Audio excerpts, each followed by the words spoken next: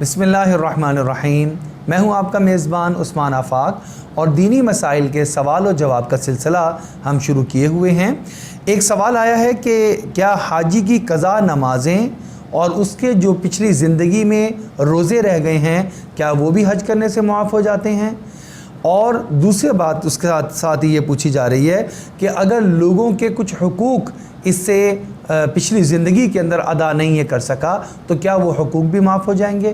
तो इसका जवाब सुन लीजिए कि हज करने से ना तो पिछली नमाज़ें जो क़ज़ा इसके ज़िम्मे हैं वो माफ़ होंगी, ना ही रोज़े जो इसके ज़िम्मे में हैं उनकी क़ज़ा माफ़ होगी, और ना ही जो लोगों के हुकूक यानी हुकूकुल इबाद इसने अदा करने हैं और इसके ज़िम्मे में मौजूद हैं ना ही वो माफ़ होंगे।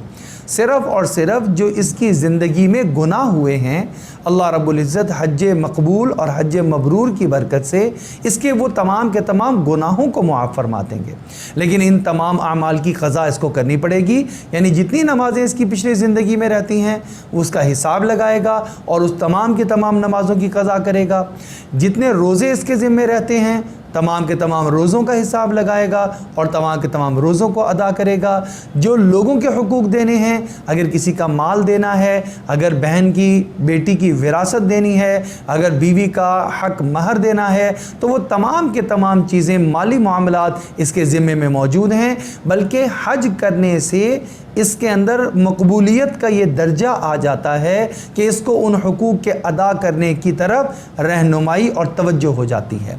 गोया हम ये कह सकते हैं कि जिसको अल्लाह रब्बुल इज़्ज़त हज मकबूल की सआदत अता फरमाते हैं उसके दिल के अंदर अपनी पिछली ज़िंदगी में फ़राइज़ जो छूटे हैं नमाज की शक्ल में, रोज़े की शक्ल में, लोगों के हुकूक जो अदा करने हैं उनको अदा करने की तरफ अल्लाह रब्बुल इज़्ज़त शौक़ और रग़बत अता फरमा देते हैं।